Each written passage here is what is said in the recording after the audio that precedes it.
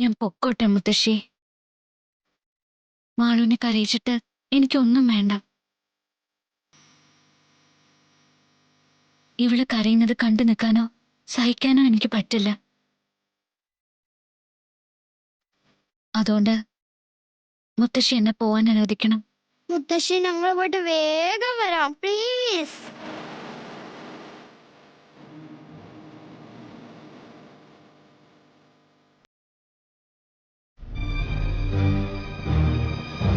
ശരി, ഇനി ഇങ്ങനെ ആവർത്തിക്കരുത്. വേഗം പോയിട്ട് വാ. ഹായ്, നമുക്ക് പോവാം. വാഗങ്ങേ പോവാം.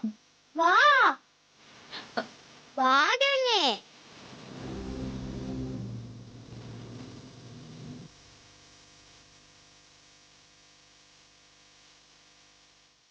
എന്താ എന്റെ കുട്ടി ഇങ്ങനെ? ഇത് നകുൽ അറിഞ്ഞാൽ ഇഷ്ടാവോ?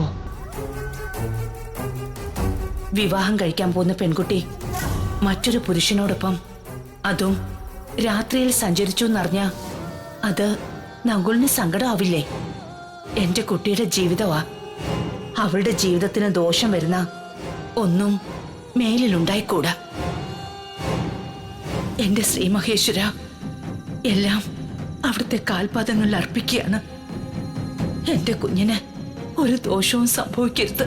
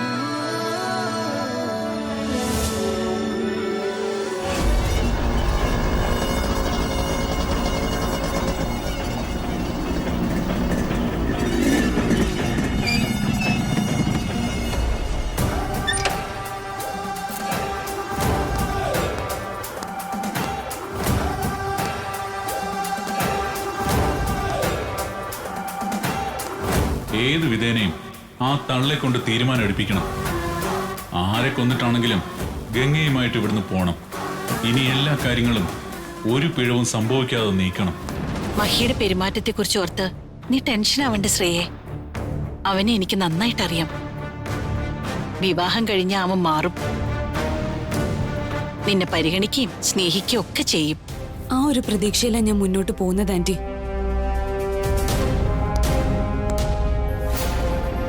ആ നകുലനോ? വാ വാ ഇരിക്കേ. ഞാൻ അത്യാവശ്യമായിട്ട് മുത്തശ്ശി നിങ്ങളെയൊക്കെ ഒന്ന് കാണാൻ വേണ്ടി വന്നതാ. ഒരു സന്തോഷ വാർത്ത പറയാനുണ്ട്. ആഹാ, എന്താ നകുലി കാര്യം? പറയാം, മുത്തശ്ശിയും കൂടെ വരട്ടെ. ശ്രേയെ, നീ പോയി ജാനകിയമ്മയെ വിളിച്ചോണ്ട് വാ. ശരി ആന്റി. നകുലിനെ ഇരിക്കേ.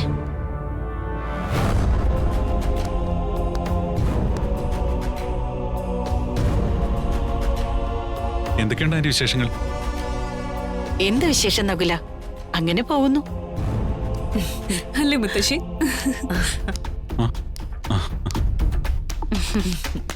മുത്തശ്ശി, അയ്യോ, മുത്തശ്ശി എന്നെ അനുഗ്രഹിക്കണം. എന്താ ഇത്? എന്താ മോനെ ഇത്? എന്റെ അനുഗ്രഹം മോന്റെ കൂടെ എപ്പോഴും ഉണ്ടാകും. പിന്നെ എന്തിനാ എപ്പ കണ്ടാലും കാല് തൊട്ട് തൊഴുന്നത്? അതൊക്കെയുണ്ട്. ഞാൻ വലിയൊരു സന്തോഷ വാർത്ത പറയാനാ ഇപ്പൊ വന്നത്. എന്താ നകുൽ, എന്തിനാ ഈ സർപ്രൈസ്? കാര്യം പറ. പറയാം മുത്തശ്ശി, എനിക്ക് കൊൽക്കത്തയിൽ വലിയൊരു പ്രോജക്റ്റ് ശരിയായിട്ടുണ്ട്. ആഹാ ആഹാ, വളരെ നല്ല കാര്യമാണല്ലോ മോൻ പറഞ്ഞത്. അതെ, ഏതായാലും കൺഗ്രാറ്റുലേഷൻസ്. Thank you aunty. പക്ഷേ ഈ സന്തോഷത്തിന് പൂർണ്ണത കിട്ടണമെങ്കിൽ നിങ്ങൾ എല്ലാവരും വിചാരിക്കണം. എന്താ മോനെ? അത് പിന്നെ മുത്തശ്ശി, എനിക്ക് കൊൽക്കത്തയ്ക്ക് അടുത്ത മാസം ആദ്യം തന്നെ പോകണം. അതിനു മുമ്പായിട്ട് എന്റെ ഗംഗയുടെയും വിവാഹം നടത്തണമെന്ന എന്റെ ആഗ്രഹം.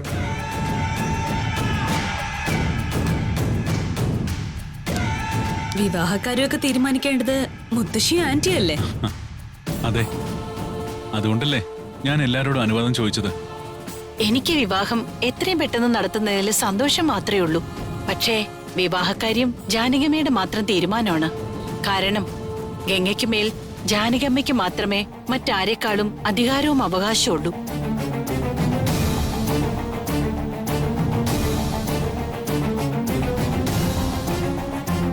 എത്രയും പെട്ടെന്ന് വിവാഹം നടത്തുന്നത് തന്നെയാണ് നല്ലത്. വൈകും തോറും അത് ദോഷമായി മാറും. മുത്തശ്ശി എന്തോന്നും മിണ്ടാതെ നിൽക്കുന്നേ?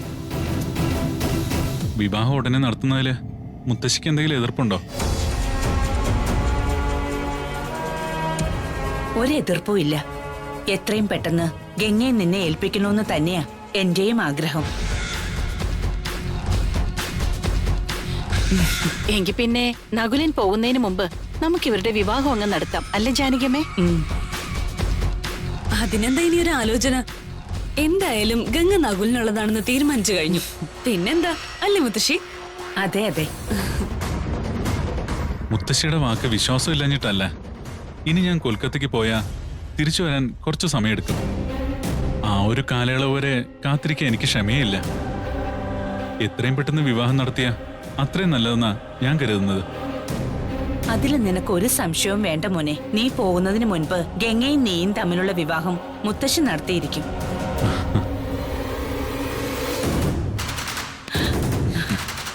സത്യം. എന്താ പോരെ?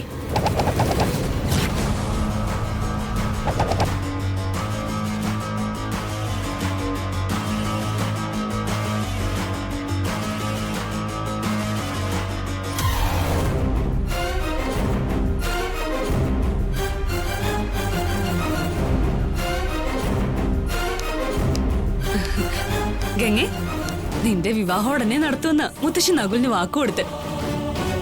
വേഗം കല്യാണ പെണ്ണാവാൻ റെഡി ആയിക്കോ. അതെ അതെ, സത്യത്തിൽ ഗംഗയുടെ ഭാഗ്യം കൊണ്ടാ നകുലന് ഇപ്പോ ഇത്രയും വലിയൊരു പ്രൊജക്ട് കിട്ടിയത്, അല്ലേ നകുല? അതെ, ഗംഗ എന്റെ ഭാഗ്യം. ഗംഗ എന്റെ ജീവിതത്തിലേക്ക് വരുന്നതോടെ എന്റെ ജീവിതം മാറും.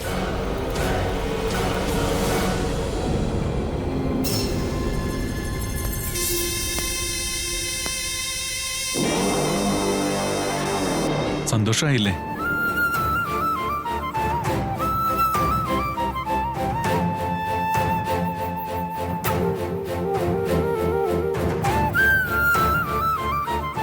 എന്റെ മോൾക്ക് നല്ലതേ വരൂ. ശ്രീ മഹേശ്വരൻ മോൾക്കൊപ്പമുണ്ട്.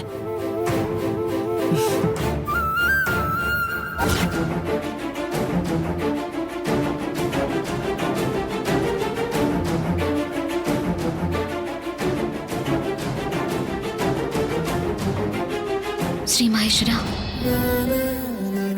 നീ എന്നെ വീണ്ടും പരീക്ഷിക്കാണോ? ഈ ഭൂമിയിൽ ഞാൻ ഒന്നേ ആഗ്രഹിച്ചിട്ടുള്ളൂ, അത് എന്റെ മഹേട്ടനെയാ. കുഞ്ഞുനാള് മുതലേ എന്റെ മനസ്സിൽ മഹേട്ടനായിരുന്നു. പക്ഷെ മഹേട്ടനത് അറിഞ്ഞതുപോലുമില്ല. മഹേട്ടൻ ഗൗരിച്ചേച്ചിയെ വിവാഹം കഴിച്ചപ്പോ എന്റെ സങ്കടങ്ങളെല്ലാം ഉള്ളിൽ ഒതുക്കി മഹേട്ടന് വേണ്ടി പ്രാർത്ഥിച്ച് ജീവിച്ചതാ ഞാൻ. എല്ലാം അവസാനിച്ചൊന്ന് കരുതിയെടുത്തെന്ന് വീണ്ടും നീ എന്നെ മഹേട്ടന് മുൻപിൽ കൊണ്ടുവന്നു. എന്നിട്ടും എന്റെ ആഗ്രഹങ്ങളും സ്വപ്നങ്ങളും എല്ലാം ഞാൻ ഉള്ളിൽ ഒതുക്കി ആർക്കും ഒരു ശല്യാവാതെ ജീവിച്ചതല്ലേ. നെഞ്ചു പൊട്ടുന്ന സങ്കടത്തോടെയല്ലേ മഹേട്ടനും ശ്രേയച്ചയായിട്ടുള്ള വിവാഹ ദിവസം ഞാൻ നിന്നത്. അതൊക്കെ നീ തട്ടിമാറ്റി.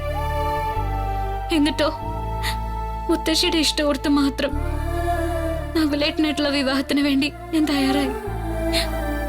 ഞാൻ കൊതിച്ചതുപോലൊരു വാർത്ത നീ മഹേട്ടന്റെ നാവ് കൊണ്ട് തന്നെ പറയിച്ചു. വീണ്ടും എന്റെ ഉള്ളിലെ പ്രതീക്ഷയുടെ തിരി തെളിയിച്ചത് എന്തിനു വേണ്ടിയാ ശ്രീ മഹേശ്വര? എന്നിട്ട് എന്നെ സ്വപ്നം കാണാൻ നീ പ്രേരിപ്പിച്ചില്ലേ? ഒരു 100 വട്ടം മനസ്സിൽ സമ്മതം പറഞ്ഞിട്ടും മഹേട്ടന്റെ മുൻപില് താല്പര്യമില്ലാതെ നിന്നതല്ലേ ഉള്ളൂ ഞാൻ. ഇപ്പൊ വീണ്ടും എന്നെ കരയിക്കുന്ന എന്തിനാ ശ്രീ മഹേശ്വര? എന്റെ മനസ്സിൽ ഭർത്താവായി മഹേട്ടനല്ലാതെ വേറെ ആരും എനിക്ക് കാണാൻ സാധിക്കില്ല. അതെന്നെക്കാളും നന്നായിട്ട് നിനക്കറിയില്ലേ? എന്റെ ദുഃഖങ്ങളും സന്തോഷങ്ങളും എല്ലാം ഞാൻ നിന്നോടല്ലേ പറഞ്ഞിട്ടുള്ളൂ. നിനക്കറിയാവുന്ന പോലെ മറ്റാർക്കും എന്നെ അറിയില്ലല്ലോ ഭഗവാനെ. എന്നിട്ടും എന്തിനു വേണ്ടി എന്നെ ഇങ്ങനെ കരയിപ്പിക്കുന്നത്? ഇത്രമാത്രം ശിക്ഷിക്കാൻ ഞാൻ എന്ത് തെറ്റാ ചെയ്തത്?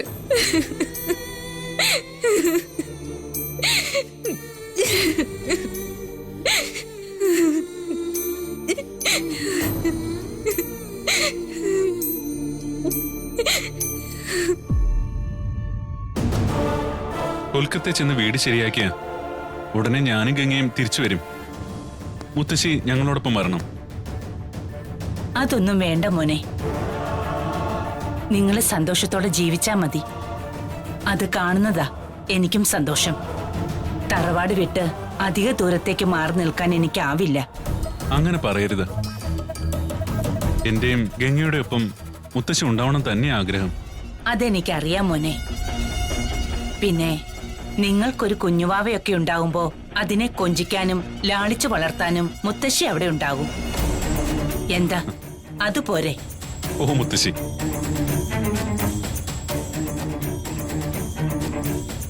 ഈ മുത്തശ്ശിയുടെ ഒരു കാര്യം. മുത്തശ്ശി, ആ മഹി ഇവിടെ ഉണ്ടായിരുന്നോ? അകല് വന്നിട്ട് കുറെ നേരമായോ? ആ കുറച്ച് സമയമായി. മുത്തശ്ശി, എനിക്ക് മുത്തശ്ശിയോട് ഒരു കാര്യം പറയാനുണ്ടായിരുന്നു. എന്താ മഹി?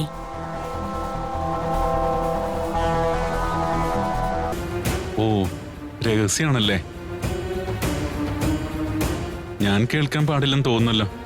അത് മുത്തശ്ശിയോട് മാത്രമായിട്ട് പറയേണ്ട കാര്യമാണ്. അതെന്താ മഹി നകുല് കേൾക്കാൻ പാടില്ലാത്ത കാര്യം? പറയാം. ശരി, ഞാൻ മാറിത്തരാം. ഇന്നെന്റെ ജീവിതത്തിലെ വളരെ പ്രധാനപ്പെട്ട ഒരു ദിവസമാണ്. ഇന്ന് ഞാൻ കാരണം ആർക്കും ഒരു ശല്യം ഉണ്ടാവാൻ പാടില്ല. ആ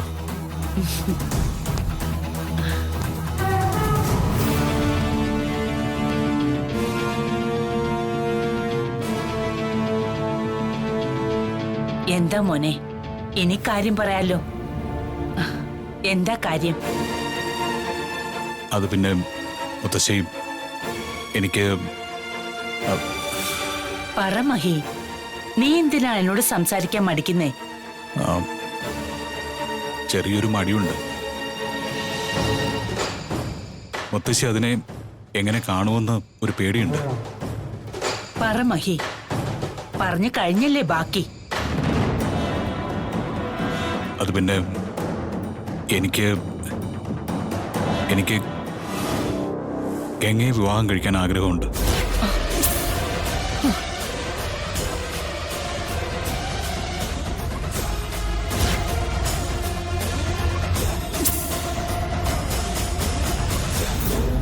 എന്താ മഹി, എന്താ നീ പറഞ്ഞത്? അതെ മുത്തശ്ശി, ഗംഗയെ നഷ്ടപ്പെടുത്താൻ ഞാനും മോളും ആഗ്രഹിക്കുന്നില്ല. ഞങ്ങളുടെ ജീവിതത്തിൽ ഗംഗയൊരു ഭാഗമാണ്. അവൾ എന്നും എൻ്റെ കൂടെ വേണമെന്നാണ് എൻ്റെ ആഗ്രഹം. മുത്തശ്ശി എന്താ മിണ്ടാത്തെന്ന് എനിക്കറിയാം. ഞാൻ ഈ തീരുമാനം എടുത്തത് മാളുവിന് വേണ്ടി മാത്രമാണെന്ന് കരുതിയിട്ടല്ലേ? പക്ഷെ അങ്ങനെയല്ല മുത്തശ്ശി.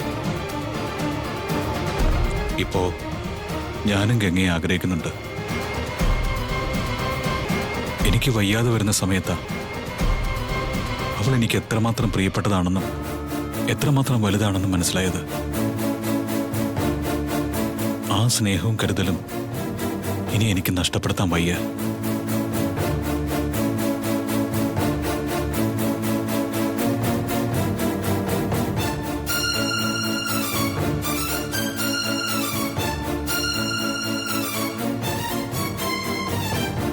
മുത്തശ്ശി എന്താ ഒന്നും മിണ്ടാത്തത്? നീ വൈകിപ്പോയി മഹി.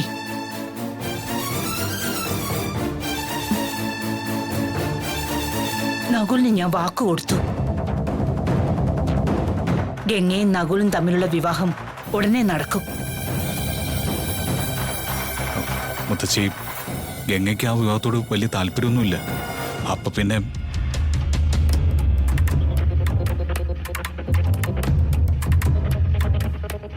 എല്ലാ പെൺകുട്ടികളും അങ്ങനെയൊക്കെ തന്നെയാ. പതിയെ അവൾ ആ ജീവിതത്തെ സ്നേഹിച്ചോടും. നകുൽ ഗംഗയെ സ്വപ്നം കണ്ടു തുടങ്ങിയത് എന്റെ വാക്ക് വിശ്വസിച്ച. ആ വാക്ക് മാറ്റാൻ എനിക്കാവില്ല. നാളെ ജോത്സ്യനെ കണ്ട് അവരുടെ വിവാഹ തീയതി നിശ്ചയിക്കും.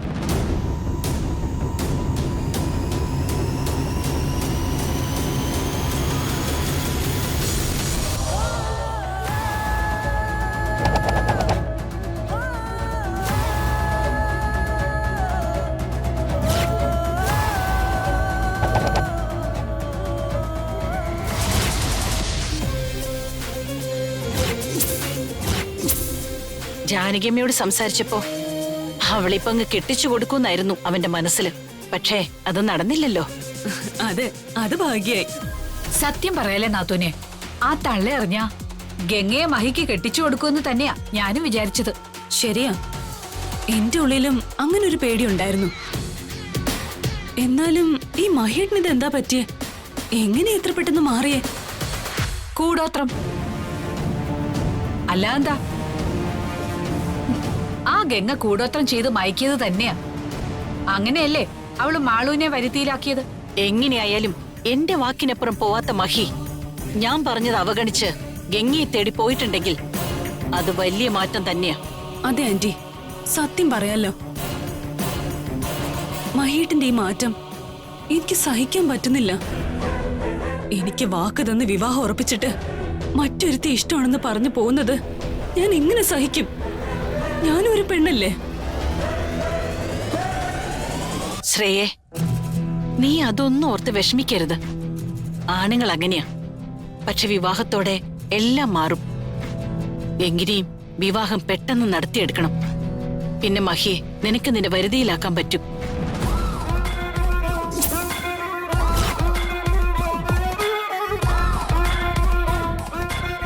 അതെ മോളെ, പിന്നെ ആവശ്യമില്ലാത്ത ഈഗോ കാണിച്ച് നീ അനാവശ്യ തീരുമാനമൊന്നും എടുക്കരുത്.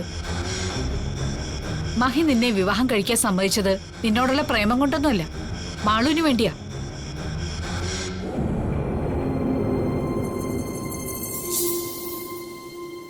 അതൊക്കെ ശരിയാ, അതൊക്കെ എനിക്ക് അറിയാൻ ചെയ്യാം. എന്നാലും ഓർക്കുമ്പോ ഒരു വിഷമം. അങ്ങനെ വിഷമിക്കരുത്, മണ്ടത്തര. മാളുവിന് വേണ്ടിയാ മഹി വിവാഹത്തിന് തയ്യാറാവുന്നത്. അത് നിനക്കും അറിയാലോ. മാളുവിന് ഗംഗയെ മതി മതിയെന്ന് ആവർത്തിച്ച് പറഞ്ഞപ്പോ അവന്റെ മനസ്സിൽ അതാണ് ശരിയെന്ന് തോന്നിപ്പോയി കാണും.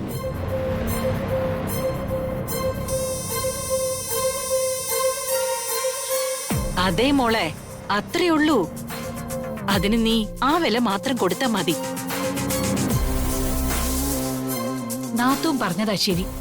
നമ്മൾ അല്പം അലിഞ്ഞ അവനെ ആ വേലക്കാരി പെണ്ണിനെ ഈ കൈലാസത്തിന്റെ റാണിയാക്കും. പിന്നെ നാത്തൂനുൾപ്പെടെ നമ്മുടെയൊക്കെ അവസ്ഥ വളരെ മോശമാവും. അത് നീ മറക്കണ്ട.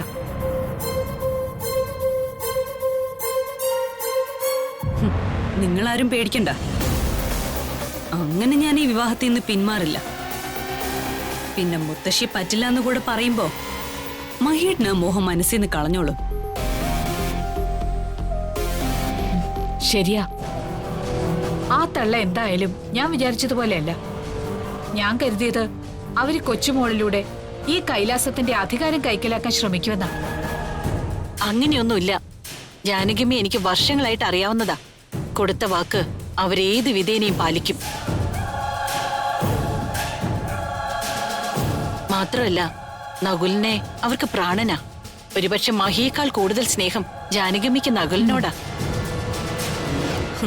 അത് നന്നായി. അതുകൊണ്ടാവും മഹേട്ടിനോട് വിവാഹത്തിന് എതിർപ്പ് പറഞ്ഞത്. ഇനി അവരുടെ മനസ്സെങ്ങാനും മാറുമോ?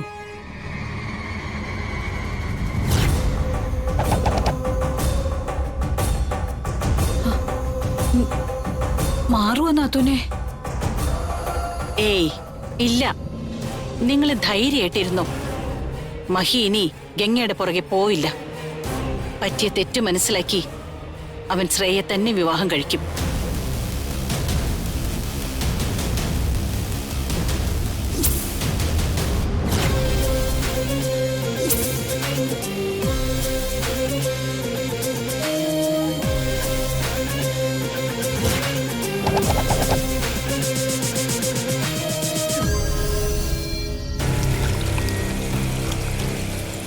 ഗംഗേ, നീ വേഗം റെഡിയാക. നമുക്കുടനെ പോണം. എങ്ങോട്ട്? തറവാട്ടിലേക്ക്.